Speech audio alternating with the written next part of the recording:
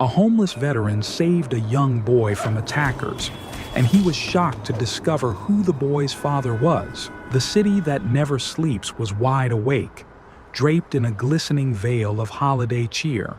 Amidst this festive chaos walked Michael Thompson, a man whose presence was often overlooked, blending into the shadows cast by the towering skyscrapers. At 45, Michael's weathered face and unkempt beard told stories of battles fought both on distant shores and within his own mind. Once a proud soldier, he had returned home to find that the war had followed him, manifesting in memories he couldn't escape, and a society that moved on without him. Michael trudged through the snow-covered streets, his worn-out boots leaving faint imprints that were quickly swallowed by the ever-falling flakes. He passed by store windows, adorned with lavish displays, the warmth inside a stark contrast to the cold solitude of the outside world.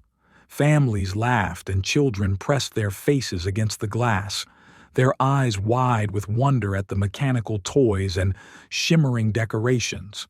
For Michael, the city's merriment was a distant echo. His reality was defined by the park benches he slept on and the soup kitchens that offered temporary relief. Yet even in his plight, he retained a sense of purpose. He would share his meager rations with others, offering a helping hand or a kind word to those who found themselves in similar straits. It was his way of clinging to the fragments of honor and duty that had once defined him.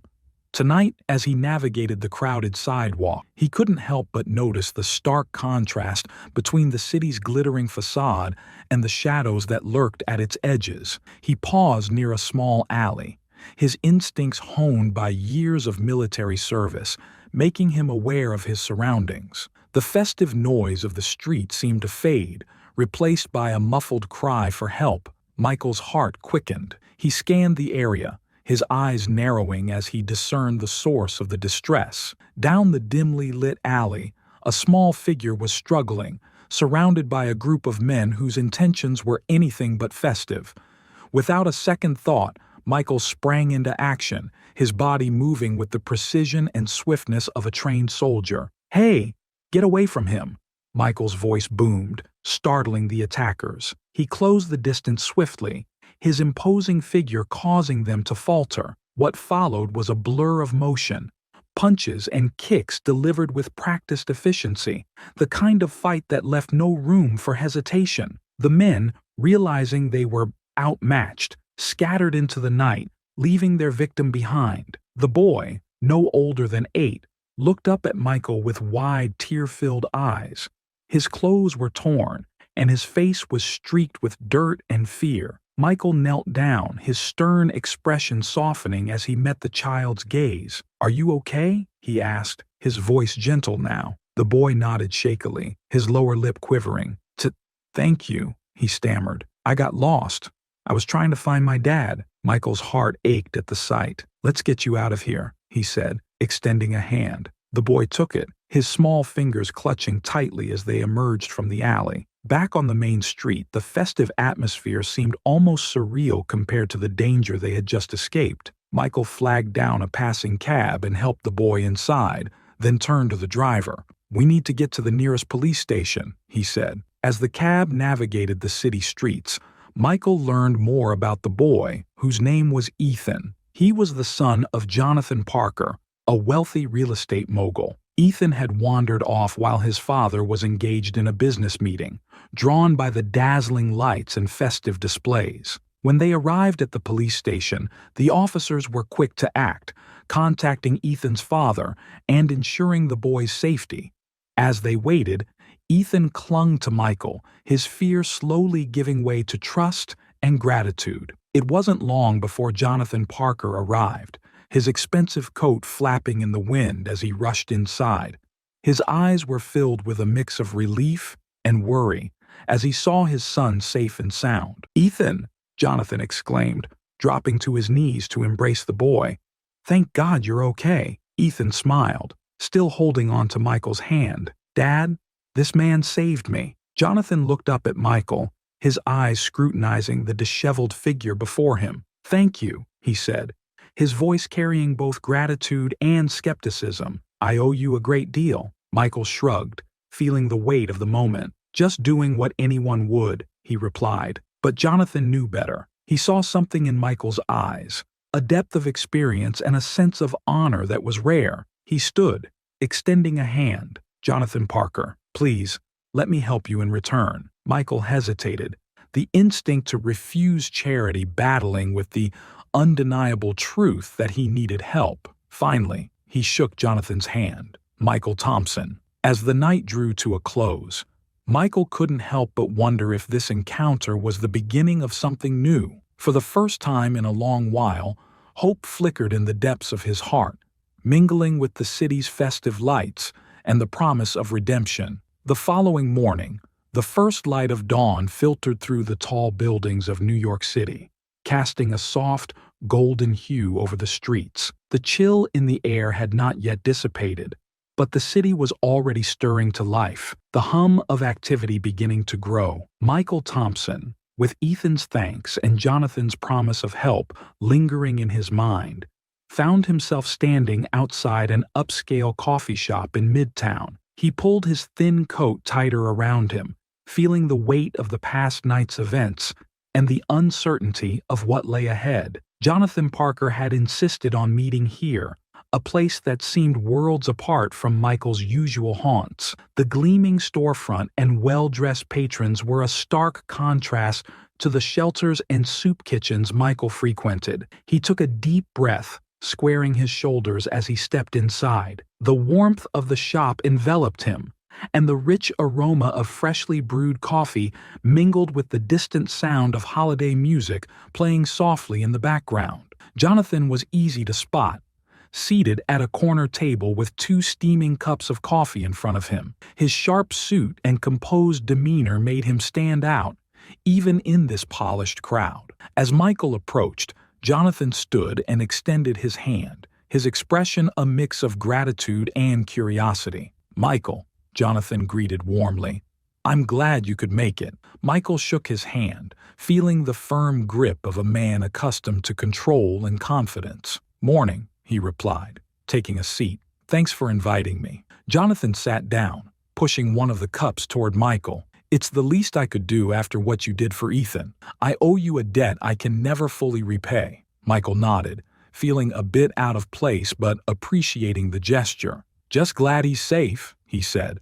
wrapping his hands around the warm cup. The heat seeped into his fingers, bringing a comfort he hadn't felt in a long time. Jonathan leaned forward, his expression serious. "I want to help you, Michael. Not just a token gesture, but real help. Tell me about yourself. What led you to that alley last night?" Michael hesitated, unsure of how much to reveal. But something in Jonathan's eyes, the genuine concern, the earnestness, compelled him to speak. "I'm a former soldier," he began slowly. "Served overseas for years. When I came back, things were different, harder. I couldn't hold down a job, couldn't find my place, ended up on the streets." Jonathan listened intently, his eyes never leaving Michael's face. "I can't imagine what that must be like," he said softly. "But I want to help you get back on your feet. You deserve a chance to rebuild your life." Michael took a sip of his coffee, the rich, bitter taste grounding him. "I appreciate that," he said, "but it's not just about me. There are so many out there like me, struggling every day. I'm not looking for charity. I want to earn my way back." Jonathan nodded thoughtfully. "I respect that, and I think I can help. I have connections, resources. I can help you find work, a place to stay. But more than that, I want to make a difference. For you, and for others in your situation." Michael looked at him, a flicker of hope in his eyes. "Why? Why go out of your way for someone like me?" Jonathan's expression softened. "Because you saved my son's life, and because I believe in giving people a second chance. Everyone deserves that." The sincerity in Jonathan's voice was unmistakable.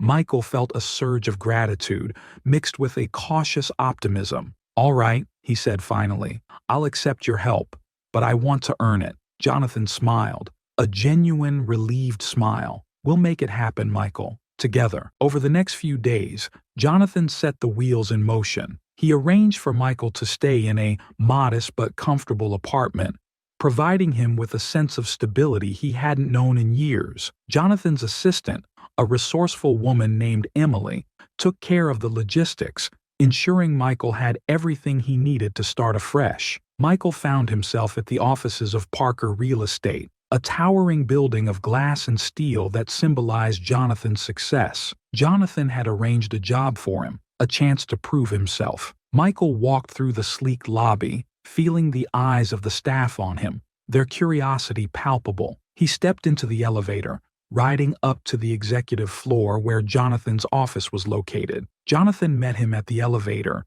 his demeanor as professional as ever. "Michael, I'd like you to meet someone," he said, guiding him to a nearby office. "This is Sarah Collins. She's a social worker who has helped us with various community projects. I think she can be a valuable resource for you." Sarah stood up, offering a warm smile and a handshake. "It's a pleasure to meet you, Michael.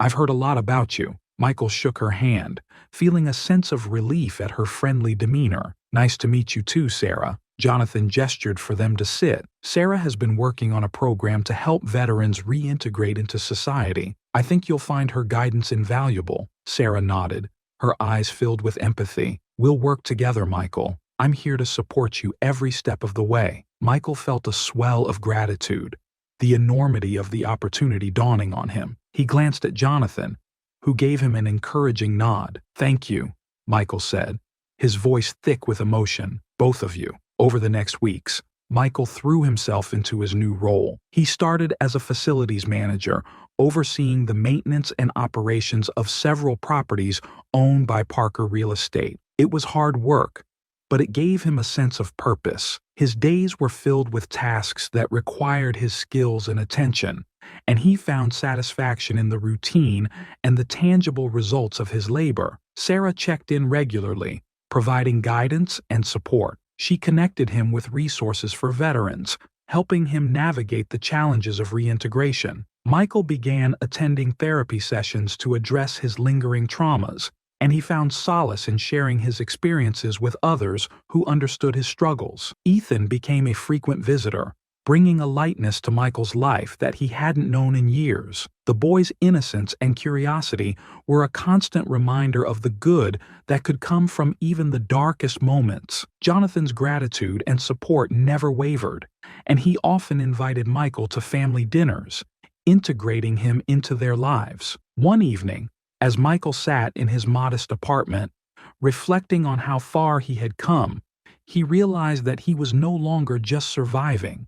He was living. The road ahead was still long, but he had found a path forward, illuminated by the kindness of those who believed in him. And in the heart of New York City, amidst the towering skyscrapers and the bustling streets, Michael Thompson discovered that even the smallest acts of courage and kindness could lead to the most profound transformations. Winter's chill was giving way to the first whispers of spring as Michael Thompson's life began to take shape once more. The days had started to stretch out, and with each one he felt more connected to the world he had once thought forever lost. Michael's transformation was not just a matter of circumstance, but a testament to the resilience of the human spirit and the power of community. Sarah Collins, the social worker Jonathan had introduced, became an integral part of Michael's support system. She was in her early 30s, with a warm smile and a tenacity that belied her gentle appearance. Sarah had dedicated her life to helping those society often overlooked,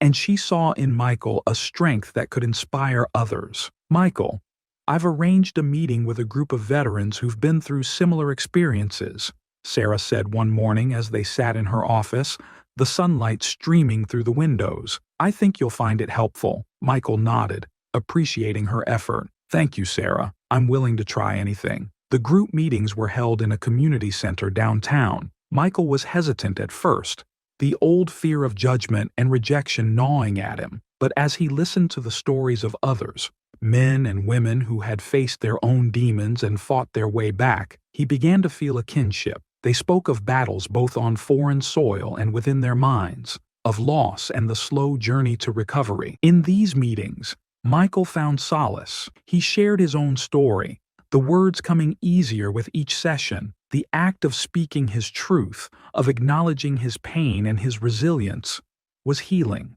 Sarah was always there, offering quiet support and guidance, helping him navigate the complexities of his emotions. Outside the group, Sarah and Michael worked on practical matters. She helped him set goals and find ways to stay motivated. Together, they tackled the bureaucratic maze of veteran services, securing benefits and support that had previously seemed out of reach. "Have you thought about what you want to do next?" Sarah asked one afternoon as they walked through Central Park, the first blossoms of spring coloring the trees. Michael paused, considering. "I want to help others," he said finally, "like you and Jonathan have helped me. Maybe I could work with veterans, show them that there's a way back." Sarah smiled. "I think that's a wonderful idea, Michael. You have so much to offer." Michael's bond with Ethan also grew. The boys' visits were a bright spot in his week, their time together filled with laughter and simple joys. They explored the city, visiting museums, parks, and the occasional baseball game. Ethan's innocence and joy were a balm to Michael's soul, reminding him of the simple pleasures of life. Jonathan continued to be a steady presence. He and Michael often talked about the future, both personal and professional. Jonathan's influence and connections opened doors that Michael had thought forever closed. "You've done more than just survive, Michael," Jonathan said one evening over dinner at his home. "You've thrived, and I believe you can help others do the same." Michael nodded, feeling the truth of Jonathan's words. He was ready to take the next step, to give back in a meaningful way. Spring had fully blossomed, bringing with it a sense of renewal and hope. Michael's transformation was evident in every aspect of his life. He had moved into a more permanent apartment, modest yet comfortable, a place he could truly call home. His job at Parker Real Estate had become more than just work. It was a symbol of his journey and his commitment to rebuilding his life. But it was the bond with Ethan and the friendship with Jonathan and Sarah that truly anchored him. They had become his family, their support and belief in him a constant source of strength. One bright morning, as Michael was overseeing the renovation of a new property, Jonathan approached him with a proposal. "I've been thinking a lot about what you said, about wanting to help others," Jonathan began, his tone serious yet hopeful. "I'd like to start a foundation aimed at helping veterans reintegrate into society, and I want you to lead it." Michael's heart skipped a beat. The idea was daunting, but the opportunity was too meaningful to pass up. "I'd be honored, Jonathan. Truly." Jonathan smiled. "I can't think of anyone better suited for this. You've lived it, Michael. You know what it takes to come back from the edge." Together, they laid the groundwork for the foundation. Sarah was instrumental in its formation, her expertise and passion driving the initiative forward. They planned programs for job training, mental health support, and community building, everything Michael had found crucial in his own recovery. The launch of the foundation brought a mix of excitement and trepidation. The pressure to succeed, to make a real difference, weighed heavily on Michael's shoulders, but he was determined to honor the trust and faith Jonathan, Sarah, and Ethan had placed in him. As the foundation grew, Michael found himself facing old demons, memories of combat, the loss of comrades, and the struggles of reintegration resurfaced. It was during one of these moments, late at night in his quiet apartment, that he realized he needed to confront his past fully. He began intensive therapy, encouraged by Sarah and supported by Jonathan. The process was painful, but it was also liberating. He delved into his memories, facing the trauma head-on, and slowly, the nightmares began to fade. The weight on his shoulders lessened, replaced by a sense of peace he hadn't felt in years. Summer arrived, bringing with it the first major successes of the foundation. Veterans who had been struggling found hope and support through their programs. Michael's story became an inspiration, a testament to the power of resilience and community. Michael's relationship with Ethan continued to flourish. The boy's presence in his life was a constant source of joy and motivation. They spent weekends exploring the city, fishing at nearby lakes and sharing stories. Ethan's innocence and wonder were infectious, reminding Michael of the simple pleasures of life. Jonathan, too, had undergone a transformation. The driven, sometimes ruthless businessman had softened, finding a new balance between his professional ambitions and his personal values. The foundation became a passion project, a way for him to give back and make a tangible difference. As autumn leaves began to fall, Michael stood before a group of veterans, sharing his journey. The room was filled with men and women who had faced their own battles, their eyes reflecting the struggles and triumphs they had endured. "I stand here today, not as a hero, but as someone who was given a second chance," Michael said, his voice steady and strong. "And it's my mission to ensure that each of you has that same opportunity. Together, we can rebuild our lives and find our place in this world." The applause was thunderous, a testament to the impact Michael had made. He looked out at the faces before him, feeling a deep sense of fulfillment. After the event, Jonathan approached, a proud smile on his face. "You've done it, Michael.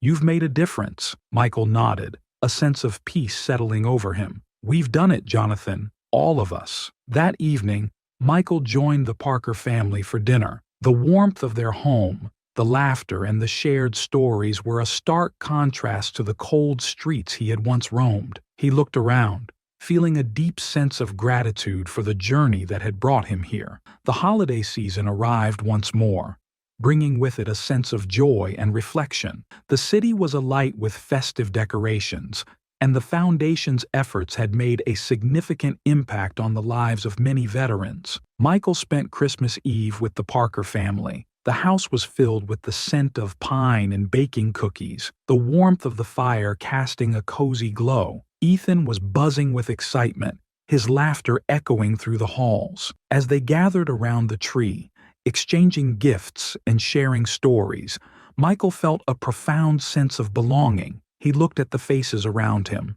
Jonathan, whose gratitude and support had changed his life. Sarah, whose guidance had been a beacon of hope. And Ethan, whose innocence and joy had brought light to his darkest days. Years passed, and the Foundation grew, helping countless veterans find their footing in a world that often seemed to move too fast. Michael's story became a symbol of hope, his journey an inspiration to many. Ethan grew up, his bond with Michael deepening. He followed in his father's footsteps, becoming involved in the Foundation and continuing the mission of helping those in need. Jonathan's influence remained strong, his legacy one of compassion and community. Michael, now a pillar of strength and hope, looked back on his life with gratitude. He had found his place, his purpose. The streets that had once been a symbol of despair had become a backdrop to his story of redemption and transformation. As he stood in Central Park one crisp autumn day, watching the leaves fall, he reflected on the journey that had brought him here. The path had been long and arduous, but it had led to a life filled with meaning and connection. And in the heart of New York City, amidst the ever-changing skyline and the constant hum of life, Michael Thompson had found his home.